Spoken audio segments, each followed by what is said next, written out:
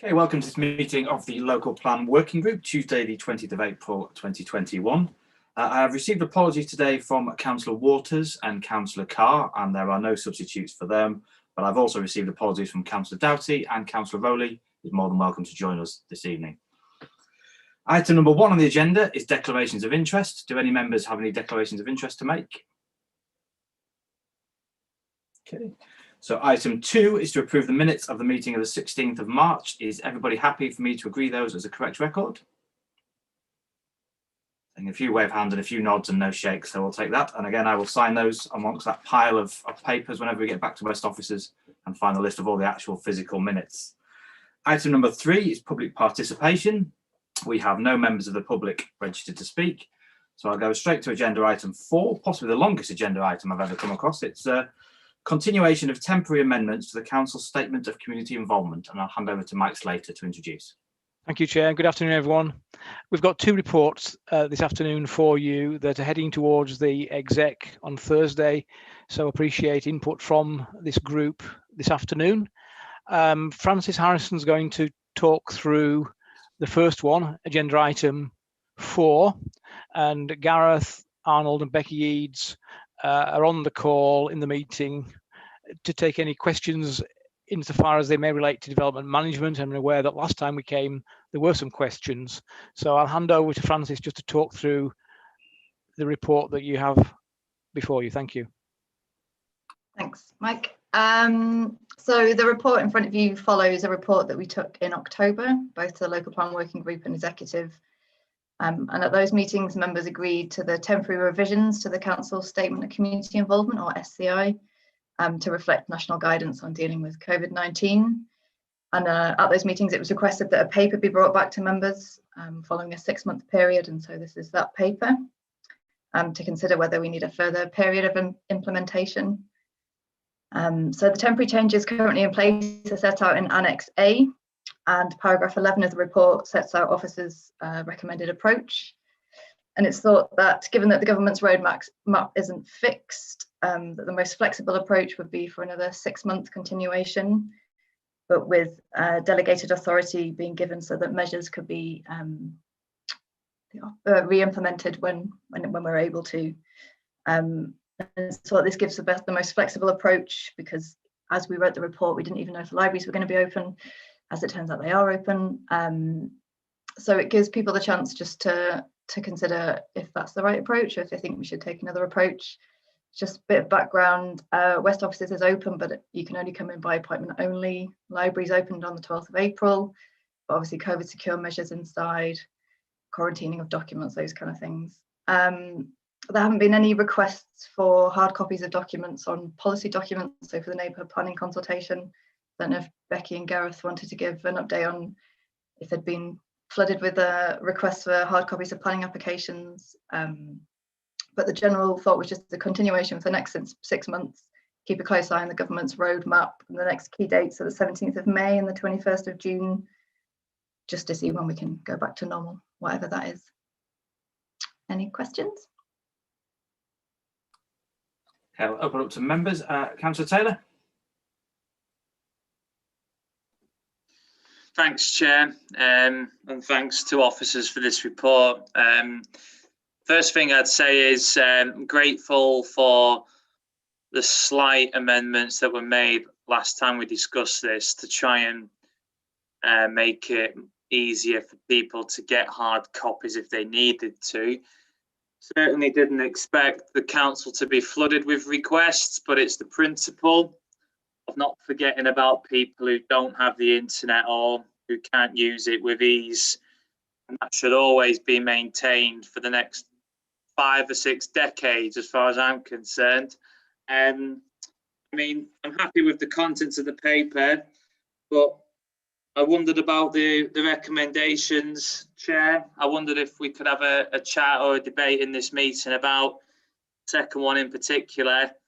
I'm not comfortable with delegating authority for changes to the officer and the exec member, and I think any changes should come back to this group.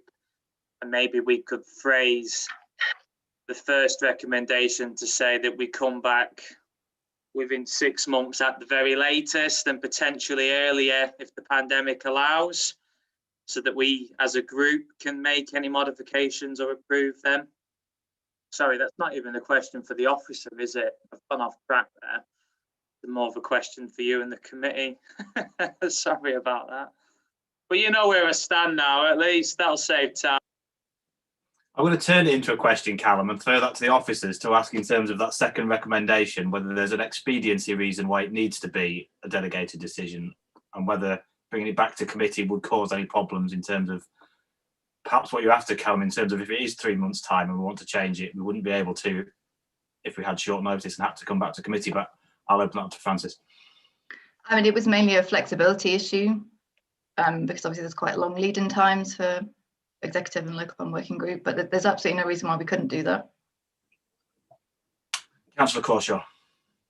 Thanks, Chair. My question was probably going to be along similar lines, actually, to Councillor Taylor, and it was just to do with that second recommendation. I think it's probably the wording of the recommendation that's just a little bit uneasy.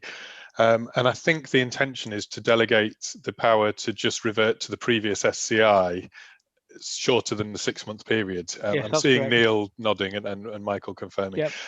In that case, I just wonder whether what we might do is just amend the wording so that on the third line of that second point where it says for any necessary future modifications, if we take that out and replace it with to revert to the pre-pandemic SCI, I think that takes the gist of it, and it just takes away any confusion around any change that might inadvertently happen without this committee's prior knowledge, if you see what I mean. So I mean, I'm happy to propose that we make that revision to wording if people are comfortable that we do that. I'm seeing the officers nodding that it reflects the intention, perhaps. Putting that forward as a proposal, Councillor Crawshaw, do you want to include the amendment from within 6 months rather than the definitive 6 month, which I think Callum made a valid point on. I'm happy to as well. I think the first point suggests that if it continues beyond 6 months, it would come back here anyway. And so if we then are delegating, but I'm happy to specify it so that it says if within the 6 months we want to revert to the previous SCI, that's essentially what we're trying to get to, isn't it? Councillor Fisher. Could we just amend that by adding the word for the maximum 6 month period? That would probably solve the problem, I suspect. Because that implies we can stop it when, you know, things go back to normal, if they ever do. Councillor Crawshaw. Yeah, happy if we amend the first point to that. I think it's the issue around the future modifications, because not that anybody's necessarily proposing that, but in effect what we would be saying is you can feel free to rewrite the SCI however you want to. And so I think we just need to be clear that we're talking about reverting back to the pre-existing SCI. It was never the intention, I don't think, that I'm that's sure what it wasn't. I'm sure it the wasn't. wording was. Thank you. So I'm happy to second that from the chair, Councillor Crawshaw, in terms of those two amendments as referenced. Any other questions or comments from the committee? Okay. I think just obviously then thanking officers for the work they've done. Putting this one, I know it's not always easy in terms of doing community involvement as part of the pandemic. And I think we have, as Councillor Taylor said, we are trying to make sure that we are as open and transparent as possible and people have as much opportunity. And I, for one, always still prefer paper copies, Callum, I'll be honest. So it's not just those of us that don't have internet. Some of us like to scribble. And I think particularly on planning documents as well, it's not always easy to see on screens everything you need to see. So I think that was a valid point made last time. So with those amendments, are we happy to agree the recommendations on page 7, paragraph 2? See a rough show of hands. As amended. As amended. I think that's unanimous.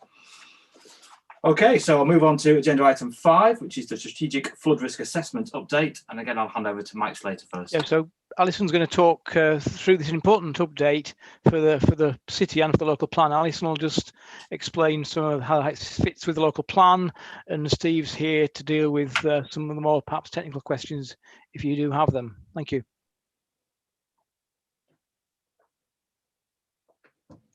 You appear to be on mute, Alison. But you're not on mute, but I can't hear you. Is that? That's better. I'm better. Right. Apologies. the strategic flood risk assessment, it was submitted as part of the evidence base to support the local plan when we submitted back in May 2018. We've now, represents an update to that evidence base to support the plan and represents updated information that we've received from the Environment Agency with respect to the flood risk zone, their flood risk zones, and then how we've interpreted them at the local level for our planning policies to support the planning policies in the local plan itself. So this, as an update to the evidence, is supported by Steve, who I'll bring in to deliver some of the technical details in terms of how the report is set out. But by asking members to recommend this plan at this evidence base is submitted to the inspectors, it also helps to proactively set out for the inspectors an update to our evidence base, which came across in their recent communications with us as an important aspect of continuing with the examination. So the intention would be that, subject to members' approval, would be submitting this to the inspectors and asking them to add it as a record of evidence to our examination library. But Steve, if I could bring you in just to talk about the contents of the report and how it works, please. Thanks, Alison. Good evening, everyone. Yes, this document is an update of our previous 2013 strategic flood risk assessment. An SFRA is a document all LPAs have to produce as part of the evidence base for local strategic and development level planning. So our SFRA has basically followed the National Environment Agency authored SFRA guidance. It doesn't deviate in any way, and it utilises a range of different mapping products that are available to all LPAs and local flood risk management authorities. So that's both river, coastal, where that's relevant, surface water, groundwater, etc., etc. And the document utilises those mapping products, produces modelling to identify what that means for the geographic area in question, and then looks at how you assess that flood risk across the area, so the flood zones that are within different parts of the city, and the way in which you would look to avoid flood risk for any strategic site or developments. That's the sequential test. So you look at whether or not the development or the site could be sited somewhere away from flood risk. But if there's an overwhelming strategic need for the development in that location, it's then the exemption test which is carried out, and the SFRA details the way in which you can manage and mitigate the flood risk, the adaptations that could be put in place to actually manage that flood risk to ensure that the development is not put at increased flood risk, nor does it pass on flood risk to its neighbours. A crucial concept here. So the reports, we've taken the opportunity to streamline it from the previous 2013 document, about half the size that it was. And it identifies all of the flood zones and the approaches that we expect across the parts of the city. We also took the opportunity to produce a separate guidance document, our sustainable drainage systems guidance for developers, which is on our website and is signposted within the documents, the report for the working group. And that document has taken away a lot of the technical detail of what we expect from drainage strategies, the submissions, the type of information that we expect from developers, so we can assess the drainage and flood risk for any site that comes forward. It includes all of the latest climate change information as well, and it projects the maps forward into the future. As Alison says, it will be submitted for consultation as part of the wider evidence base at present. It was carried out in collaboration with the Environment Agency at the time, but would go back to them again for further input and agreements. And happy to take any other questions on any of the technical detail in there. Thank you, Steve. A lot of technical detail in here. The one thing I can probably add over and above that is that from about page 14 onwards, page 15, I think actually, it's the graph, the content numbering gets thrown out. So I think everything's about one page out. So I will not argue with any of the technical details around the policy itself, but I'm roughly sure I can count to 15. I think having not used the word fluvial since I dropped geography at the age of about 12, having with the Oxbow Lakes and things. It was just not somewhere where my path was ever headed. I'll open up to questions. And Councillor Fisher. Thank you. Bearing in mind this seems to be a document that's projecting a little bit into the future, looking at climate change, I just wonder if the section on page 52 to do with the Foss flood defences should include the new upstream storage area and some reference to that. It has got planning permission both from York and Rydale, and it is already there is some work going on the site to prepare for it. I just wonder if that could be included. There's no reason why it can't, Councillor, at all. Yeah.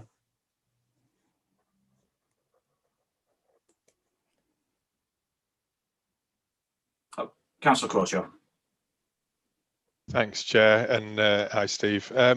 Page 56, Table 8, the surface water flooding hotspots. I wasn't quite clear whether that was an exhaustive list of the surface water flooding hotspots in the city, and I guess possibly slightly related to Councillor Fisher's question. You know, I'm certainly aware of areas within my ward that do suffer from surface water flooding, and it's thankfully reasonably infrequent, but if we do get you know, changing climate, may become a problem. And I just wondered what the criteria is to actually meet. I presume there's a threshold to meet this table, and is that a live document with this number of locations? Because I can certainly think of 2 in my ward that they're not quite there at the moment, but they possibly could be if we continue to get, you know, heavy rainfall, which I think is what causes the problems. Yeah, thank you, Councillor. The surface water hotspots that are shown in the table there are from the Surface Water Management Plan, which was completed a number of years ago. Whilst the Strategic Flood Risk Assessment is a mandatory piece, a document that all local planning authorities have to have, a Surface Water Management Plan is not something that all authorities are compelled to produce. There was a push at the time when we produced our Surface Water Management Plan for authorities that had identified surface water hotspots to produce a document, and there was funding that came to pass to support those. So the outcomes there, the hotspots, came from our specific and at the time surface water management plan. It's not exhaustive, you're completely correct. It was just at the time the way in which the modelling split a number of areas into further areas that were further investigated. And we've carried out a number of, you know, maintenance or improvement measures across a number of those locations. But no, it's not in any way meant to be exhaustive.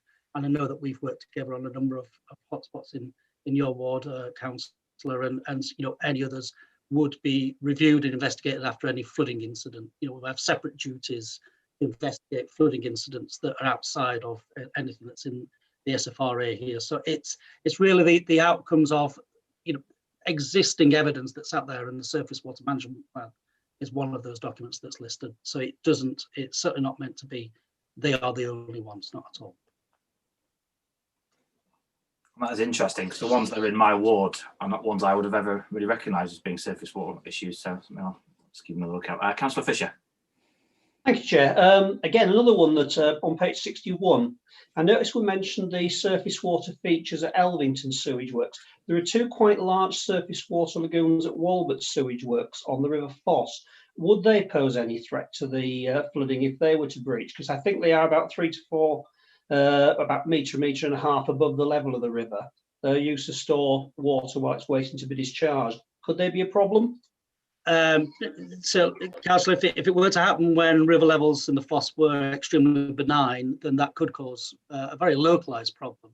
But it's very unlikely to be the case, you know, because, you know, if levels were so low and there was a physical asset problem at that location, I would hope that we would be on notice from Yorkshire Water at the time, and you know, we would be able to design and implement some form of local mitigation, you know, if that were looking like it's going to be a problem. The main risk with that would be in times of high river levels on the Foss and potentially the installations being, you know, at or above their design capacity, and they could pass on additional flows to the Foss. But again, if the Foss were in spate and, you know, there were high levels around, you know, it would be a potentially not insignificant, but not a hugely significant input into those high river levels. So I wouldn't expect it to be a problem now.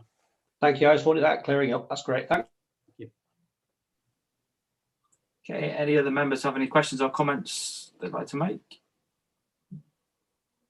Okay, thank you for that, Alison and Steve. Again, thanks for the work you've done going into this one. It will go to executive to be discussed, I'm sure, in depth again tomorrow evening. I think we're discussing it again. So I think with that, we have the recommendations on page 19, paragraph 4. Are we all happy to accept those? Show of hands. Yeah, that's unanimous. Okay, thank you. And item 6 on the agenda is urgent business. I have no urgent business, so I'm happy to declare the meeting closed. Thank you all for your time. Thank you.